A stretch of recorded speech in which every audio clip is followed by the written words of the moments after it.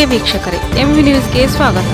ಬಾಗಲಕೋಟೆ ಜಿಲ್ಲೆ ಬಾಗಲಕೋಟೆ ತಾಲೂಕಿನ ಶ್ರೀ ಆಂಜನೇಯ ಸ್ವಾಮಿ ತುಳಸಿಗೇರಿ ಮಂದಿರದಲ್ಲಿ ಅಯೋಧ್ಯೆಯ ಮಂದಿರದಲ್ಲಿ ಬಾಲರಾಮನ ಮೂರ್ತಿ ಪ್ರತಿಷ್ಠಾಪನೆ ಹಿನ್ನೆಲೆಯಲ್ಲಿ ಹೋಮ ಯಜ್ಞ ಯಾಗಾದಿಗಳನ್ನು ಏರ್ಪಡಿಸಲಾಗಿತ್ತು. ಕಾರ್ಯಕ್ರಮದ ಅಧ್ಯಕ್ಷತೆಯನ್ನು ವಿಧಾನ ಪರಿಷತ್ ಸದಸ್ಯರಾದ PH ಪೂಜಾರ್ ಅವರು, ಅತಿಥಿಗಳಾಗಿ ಬಾಗಲಕೋಟೆ ಲೋಕಸಭಾ ಸಂಸದರಾದ PC ಗದ್ದಿಗೌಡರ್ ಹಾಗೂ ಮಲ್ಲಿಕಾರ್ಜುನ್ ಚರಂತಿಮಠ್, ಸಂಗನಗೌಡ ಗೌಡರ್, ಡಾಕ್ಟರ್ ಮಾನೆ, ಶಂಭು ಗೌಡರ್ ಪಾಟೀಲ್, ರಾಜು ಚಿತ್ವಾಡ್ಗಿ, ಯಲ್ಲಪ್ಪ ಅಂಬಿಗೇರ್ ಹಾಗೂ ಇನ್ನೂ ಅನೇಕ RSS ಶ್ರೀರಾಮ ಸೇನಾ ಕಾರ್ಯಕರ್ತರು ಭಾಗವಹಿಸಿದ್ದರು.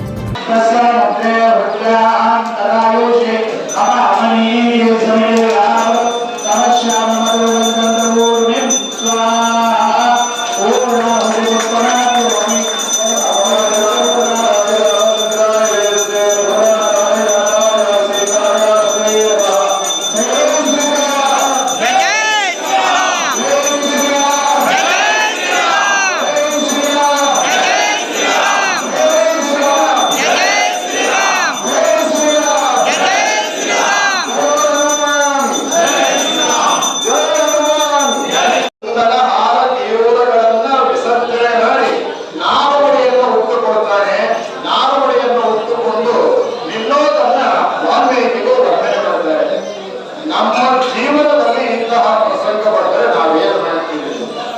ಯಾವುದೋ ಸಮಾರಂಭಕ್ಕೆ ಹೋಗಿರ್ತೇವೆ. ಸಮಾರಂಭಕ್ಕೆ ಹೋದಾಗ ನಾವು ಒಂದು ಜಾಗದಲ್ಲಿ ಕೂತಿರ್ತೇವೆ. ಯಾರೋ ಒಂದು ಏನ್ ಮಾಡ್ತಾರೆ, ಇಲ್ಲಬೇಕು ಈಚೆ ಕೂಡಿ ಅಂತ ಹೇಳಿದ್ರೆ ನಮಗೆ ಸಿಟ್ಟು ಬರ್ತದೆ. ಹಾಗಿರುವಾಗ ಯಾವತ್ತು ಪಟ್ಟಾಭಿಷೇಕ ಇದೆಯೋ ಅವತ್ತೇ ಅವರು ದಾರಿಗೆ ಹೋಗುವ ಪ್ರಸಂಗ ಬರ್ತಾ ಇದೆ. ಅವಾಗ ರಾಮನ ಮುಖದಲ್ಲಿ ಬದಲಾವಣೆ ಆಯ್ತಾ ಅಂತ ಕೇಳ್ತಾರೆ. ನಮ್ಮ ಮುಖದಲ್ಲಿ ಏನಾಗುತ್ತೆ, ನಮಗೆ ಎಷ್ಟು ವಿಚಾರ ಆಗುತ್ತೆ, ಆದರೆ ರಾಮನ ಮುಖದಲ್ಲಿ ಏನಾಗಿಲ್ಲ ಅಂತ ಕೇಳಿದ್ರೆ ಕಿಂಚಿತ್ತೂ ಕೂಡ ವಿಕಾರ ಆಗಿಲ್ಲ, ಬದಲಾವಣೆ ಆಗಿಲ್ಲ.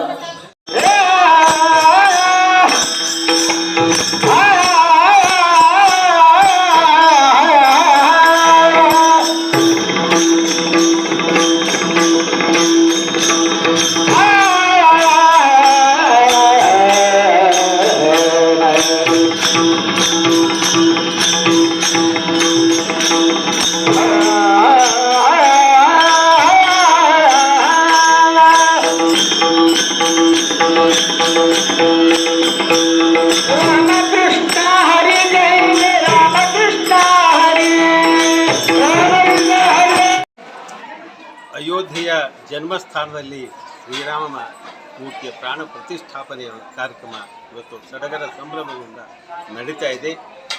ಅದರ ಹಿನ್ನೆಲೆಯಲ್ಲಿ ಇಡೀ ದೇಶದಾದ್ಯಂತ ಪ್ರತಿಯೊಂದು ಮಂದಿರದಲ್ಲಿ ಕೂಡ ಅನೇಕ ಕಾರ್ಯಕ್ರಮಗಳು, ಪೂಜಾ ಕೈಂಕರ್ಯಗಳು, ರಾಮ ಜಪಗಳು ನಡೆಯುವಂಥ ಹಿನ್ನೆಲೆಯಲ್ಲಿ ಉತ್ತರ ಕರ್ನಾಟಕದ ಜಾಗೃತ ಸ್ಥಾನ ತುಳಸಿಗೇರಿಯ ಆಂಜನೇಯ ಸ್ವಾಮಿ ದೇವಸ್ಥಾನದಲ್ಲಿ ಕೂಡ ಬೆಳಗ್ಗೆಯಿಂದ ಅಭಿಷೇಕವಾಗಿ ರಾಮ ತಾರಕ ಹವನವನ್ನು ಕೂಡ ಇವೆಲ್ಲ ವಿಜೃಂಭಣೆ ನಾವೆಲ್ಲ ಆಚರಣೆ ಮಾಡಿದ್ದೇವೆ. ನಾಳೆ ನಾಡಿದ್ದು ಕೂಡ ಹಬ್ಬದಂತೆ ಇಡೀ ಊರಿನಾದ್ಯಂತ ಜನ ಸೇರಿಕೊಂಡು ಈ ಹಿಂದೂ ಸಂಭ್ರಮವನ್ನು ನಾವೆಲ್ಲ ಆಚರಣೆ ಮಾಡ್ತಾ ಇರುವಂಥ ಸಂದರ್ಭದಲ್ಲಿ ನರೇಂದ್ರ ಮೋದಿಜಿಯವರು ಮತ್ತೊಮ್ಮೆ ಪ್ರಧಾನಿ ಆಗಬೇಕು, ಕಾಶಿ ಮಥುರಾಗಳನ್ನು ಕೂಡ ವಿಮೋಚನೆ ಮಾಡಿ ಅಲ್ಲಿ ಕೂಡ ಭವ್ಯ ಮಂದಿರಗಳನ್ನು ನಿರ್ಮಾಣ ಮಾಡಬೇಕು ಅನ್ನುವಂಥ ಅಪೇಕ್ಷೆ ಈ ನಾಡಿನ ಜನ ಇವತ್ತು ಎಲ್ಲರೂ ಒಕ್ಕೊಲ್ಲ ಅಂತ ಹೇಳ್ತಾ ಇದ್ದಾರೆ. ಜೈ ಶ್ರೀರಾಮ್.